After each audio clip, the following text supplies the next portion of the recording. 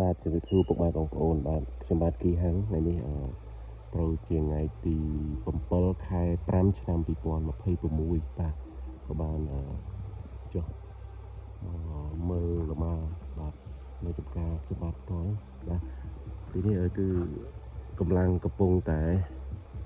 ចងបាទកំពុងតែតាក់តែងផ្លែលម៉ើក្តឹបលម៉ើឲ្យវាសល់ចំនួនដែលយើងត្រូវការបា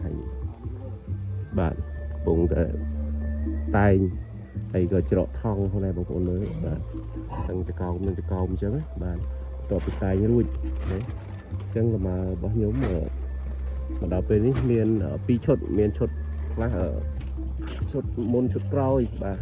ហើយគូឲ្យកំពុងតែច្រកចងហើយបាទមកដើមមានជាង10ឃ្លាយបាទហើយមួយឃ្លាយមានចន្លោះពី5គីឡូទៅ7គីឡូ10គីឡូជាងក៏មានដែរបាទណាអញ្ចឹងកំពុងតែច្រកហើយបាទពុកម៉ែបងប្អូនដែលកំពុងតែដាំលម៉ើបាទឬក៏មិនទាន់ដាំអីអាច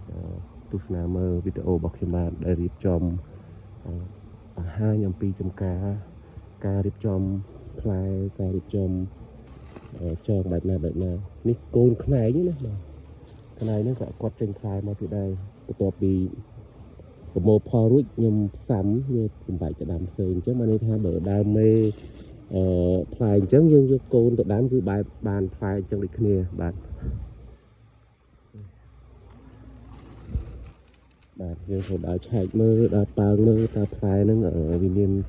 អុយជ្រុះអីអញ្ចឹងគឺត្រូវតែមើលប្រចាំហើយនេះគឺកំពុងតែតែងប្រលេះក្តាប់ចោលខ្លះបាទប្រលេះក្តាប់ចោលខ្លះយើងមិនអាចទុកទាំងអស់បានទេអញ្ចឹងមានកម្លាំងកំពុងតែអង្គុយប្រលេះហើយមានកម្លាំងកំពុងតែច្រកម្ដងផ្លែអញ្ចឹងបាទហើយនេះពូជជាលកាហូបស្រស់ហើយជាការរបស់ខ្ញុំហ្នឹងមានពូជបាហ៊ីលឿងបាហ៊ីក្រហមខូនីស៊ីប្រេមអាំអេតាហានរ៉េតចូស៊ីហាសាវីបាទហើយមានពូជមួយទៀតអ៊ីរ៉ាគីស៊ូការីបាទសិតតែពូជជាលកាទាំងអស់បាទនេះកម្លាំងគាត់តែងប្រលេះក្តាប់ចោលខ្លះបើកាលណាយើងទុកក្តាប់វែងច្រើនអញ្ចឹងផ្លែវាធំទេបាទវាជាអៀតហើយនឹងកាត់ចោលដោយការដែលកំពុងតែផ្កាហ្នឹងកាត់ចោល 40% ឬក៏ 30% ចោលខ្លះណាហើយនៅតែមានផ្លែវែងអញ្ចឹងមកទៀតនេះបាទនេះការដែលប្រកាសគឺយើងច្រកថងពោសអញ្ចឹងហើយចាប់ពីថ្ងៃប្រកាសដូចនេះអីថ្ងៃទី16 ខែ 3